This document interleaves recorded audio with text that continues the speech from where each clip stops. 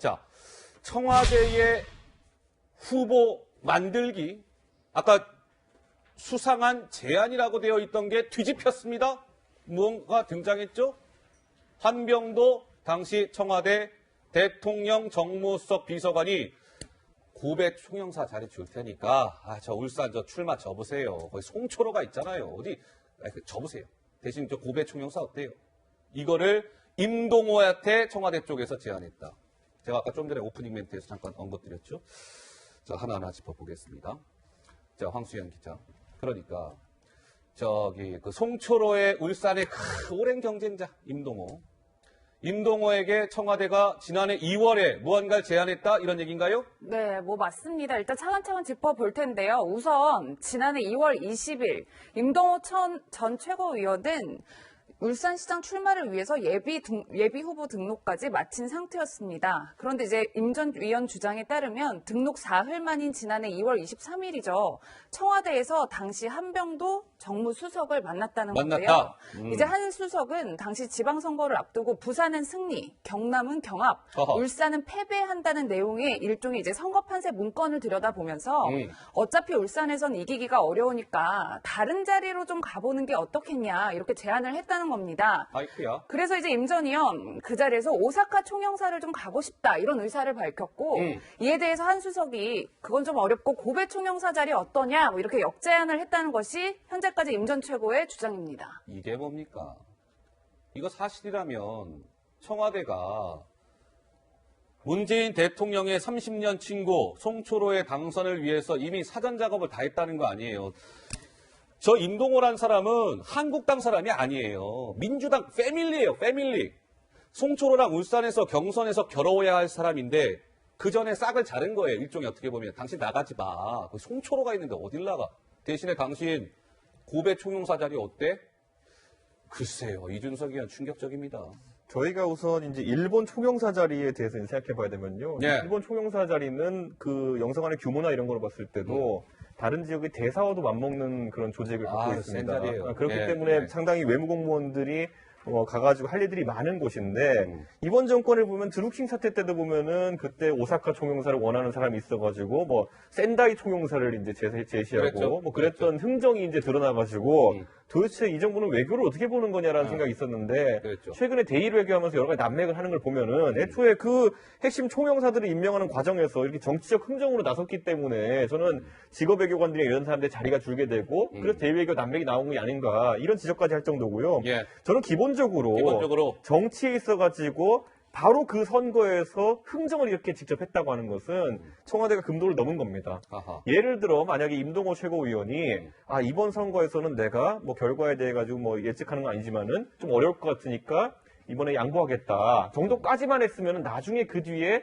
정무적 배려를 했다 해도 문제가 안 생기겠지만은 이번엔 적극적인 교체 과정에 청와대가 참여했기 때문에 이거는 저는 굉장히 어려운 지점이라 보고 저는 임동호 최고위원의 최근에 언론에 발언하는 모습들을 보면은 본인이 굉장히 솔직하게 말을 한 다음에 그것의 여파가 크니까 좀 주워 담는 모습들 많이 보이는데 있다. 그래도 이제 채널A 보도 보면서 제가 한 가지는 지적하고 싶은 게 뭐냐면 어떤 걸 지적하고 싶어요? 결국에는 지금 이거 먼저 다룬 건 한병도 정무수석이 이런 제안을 했다는 거잖아요. 그런 거죠. 사실상 제안이죠, 이것은. 근데 그 전에 임동호 최고위원이 어떤 증언을 했냐면요. 뭐라고 증언했어요? 이런 일은 보통 정무에서 하는데 그런데 민정에서 연락이 와서 의아하게 생각했다. 잠깐만요.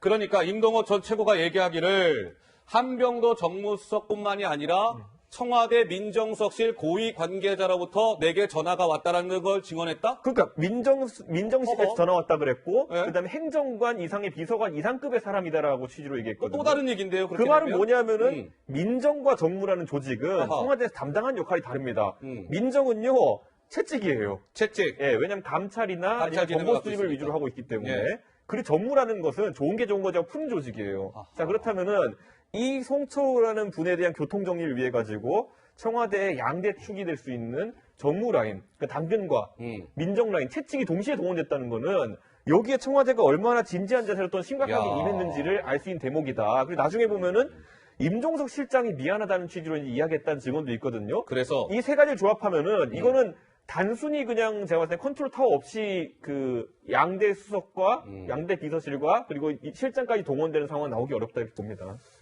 자, 글쎄요. 송초로가 누구길래. 자, 청와대 임동호 정리위에 발벗고 나선 거 아닐까요? 이런 거예요. 아까 이제 우리가 좀 전에 얘기한 거 지난해 2월 23일 날 한병도랑 임동호가 청와대에서 만난 그 이후에 무언가 일이 또 진행이 돼요. 거기서 끝나는 게 아닙니다. 자, 한병도 정무수석과 청와대 인사 담당 비서관이 다시 임동호한테 전화를 해요. 그러면서 다시 물어봐요. 어디 갈 거예요? 생각 좀 해봤어요? 뭐 아까 우리 지난번 2월달에 얘기한 거 있잖아요. 생각 좀 해봤어요? 어디 갈 건지? 임동호 전 최고가 아유 됐어요. 그냥 안 갈래요. 그러니까 안 갈게. 안 갈래. 자리에 그냥 거부한 거예요. 그리고 나서 최종적으로 임종석 대통령 비서실장 청와대에서 넘버2입니다. VIP 다음이 대통령 비서실장이에요. 근데 비서실장까지도 임동호 전 최고한테 전화해서 미안하게 됐습니다. 미안하다. 이런 전화를 했다는 거예요. 글쎄요. 김평론가 어떻게 보세요? 일단은 청와대 참모들이 본인들의 위치를 좀 바로 알아야 되는데 네. 그거를 좀 약간 넘어서는 거 아닌가 이런 생각이 들어요. 왜냐하면 청와대는 행정부의 최고의 기관입니다. 당연하죠. 예, 대통령 행정부 수반을 모시는 참모들이죠. 그러니까 공직자이자 행정부예요. 아하. 근데 선거라는 건 뭡니까? 입법부를 구성하는 거를 선택하는 장이잖아요. 예, 국민들이 선택하는 국민들이 거죠. 선택하는 장이잖아요. 예. 그러면 이거를 청와대에서 하면 당연히 이게 법 위반이 되죠. 어떻게 안 되겠습니까? 네? 그리고 공무원이기 때문에 공무원의 선거 중립, 정치 중립에 그것도 위반될 수도 있고 선거 개입에 의심을 받을 수도 있는 거잖아요. 그래서 예. 과거의 정당들이 이런 거를 그 공천 과정에서 당에서 정리를 했어요. 왜냐하면 당은 실질적으로 그 자리를 줄 수 있는 권한은 없잖아요. 그냥 합의하에 추천을 하는 것뿐이지. 예. 그렇지만 그 정도의 합의에서 끝나서 추천하는 것 정도로 정리를 다 했거든요. 예. 근데 청와대가 나서서 교통정리를 하면 이거는 정치적인 합의나 교통정리를 넘어서게 될 수 있다는 거를 너무 모르는 것 같아요. 청와대가 선거에 개입하면 안 되는 거예요. 안 이거는 되죠. 너무나도 당연한 거고 청와대가 선거에 개입하기 시작하면 선거 뭐 하라고 합니까? 청와대가 다 후보들 해가지고 다 도와주고 후보 만들어주고 공약 만들어주고 뭐 지금 우리가 나중에 또 얘기하겠지만 그 울산의 국회의원까지도 이른바 이렇게 우리 편 만들려고 해서 송철호 편 만들려고 했고 이럴 거면 선거할 필요가 없는 거예요. 근데 청와대가 불필요하게 선거에 개입한 거 아니냐 이런 정황들이 하나하나 드러나고 있는 건데 박 의원님 손 드셨습니다. 지금 이 일이 벌어진 게요. 문재인 대통령 취임하고 6개월 정도 임당에 벌어진 일입니다. 예. 정권 초기부터 아하. 경찰을 시켜서 울산시장 선거에 하명 수사, 청부 수사를 하게 만들어 놓고 그리고 교통 정리하는 과정에서 대통령 취임한 이후에 6개월, 7개월 그 사이에 일본의 총영사 자리를 제안해서 완전히 교통 정리를 하려고 한 거죠. 매관 매직을 한 겁니다. 매관 공직선거법 위반입니다. 공선법 지난번 드루킹 사건 때 센다이 총영사 제안을 했다가 오사카로 가겠다고 이제 그래서 그게 벌어지지 않았습니다. 사달이. 예. 그래서 징역 10월에 집행유예 2년형을 받은 겁니다. 그 공직을 제안하고. 그때 예. 당시에도 드루킹을 만났던 사람이 누구냐? 백원우 민정비서관? 민정비서관이 예. 만났습니다. 그러니까 청와대에서 경제나 외교나 안보를 챙기지 않고 자기 편의 지방선거 승리를 위해서 자리를 바꾸고 이 국정을 농단한 것이 이번 사건의 지금 실체다. 그리고 그것이 지금 초기에 밝혀지지 않았는데도 엄청난 일들이 많이 벌어지고 있고 예. 제가 아까 PK권의 선거 승리를 위해서 PK. 울산뿐만 아니고 부산과 경남에도 이런 광범위한 선거 조작이 이루어졌다. 야하. 이런 얘기를 제가 조금 들었는데 아주 굉장히 충격적입니다. 그렇습니까? 알겠습니다. 자, 한병도 그 당시에 대통령 정무수석 비서관 얘기가 나왔는데요. 이 한병도 수석이 지난해 6.13 지방선거가 끝나고 송철호 후보가 당선된 그 다음 달, 그러니까 지난해 7월이 되겠군요. 울산을 방문한 바 있습니다. 송철호 시장과 만났습니다. 무슨 얘기가 오갔을까요? 영상으로 준비되어 있습니다. 만나보시죠. 중앙으로 편중되고 지역에서는 지금 얘 다 이것만 가지고 다 때려가지고 하면 사업을 할 수 있는 게 하나도 없습니다. 지방도시는 그냥 망해갈 수밖에 없는 처지입니다. 앞으로 도시도지사 간단히 좀 정리를 하고 모이기 전에 현장에 충분히 수렴을 해서 관련 되시도록 노력을 하겠습니다. 그리고 무엇보다 보면 울산에 왔으니까 울산의 현안, 어려움 이런 걸 그냥 듣는 게 아니고 꼼꼼히 새겨서 챙겨야 할 것들이 무엇이 있는지 잘 파악하고 진행을 하도록 하겠습니다. 건의 내용이 아주 적절한 건의를 해줬다고 생각합니다.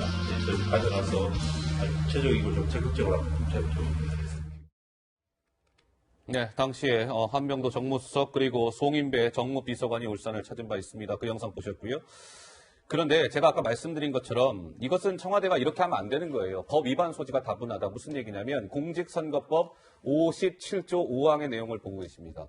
당내 경선에 있어 후보자가 되지 않게 하거나 사퇴하게 할 목적으로 후보자에게 이익 제공을 해선 아니 된다.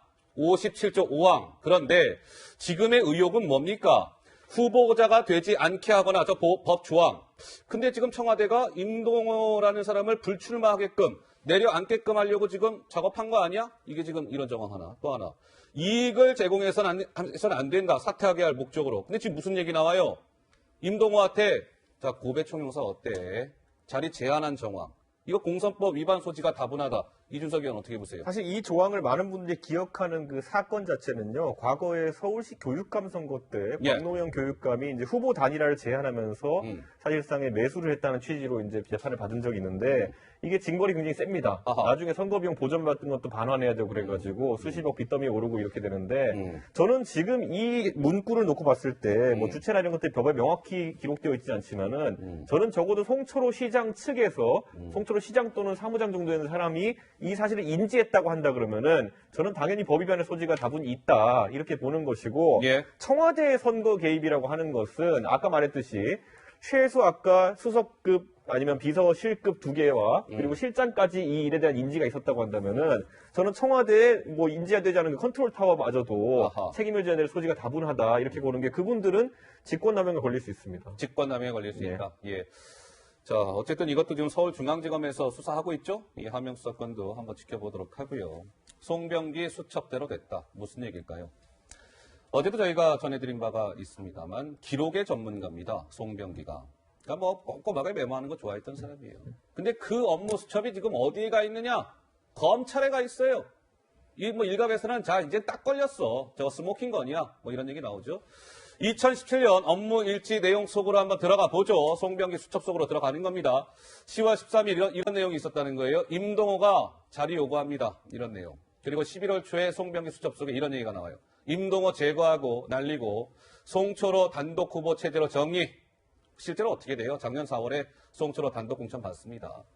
자, 자리 주는 식으로 교통정리 시도했다는 수첩 내용에 그친 것이 아니라 실제로 대한민국 지금 이 2019년에 실제로 이루어진 거 아니야? 뭐 이런 얘기가 나오는 것이죠. 자, 이런 상황 속에서 황수현 기자.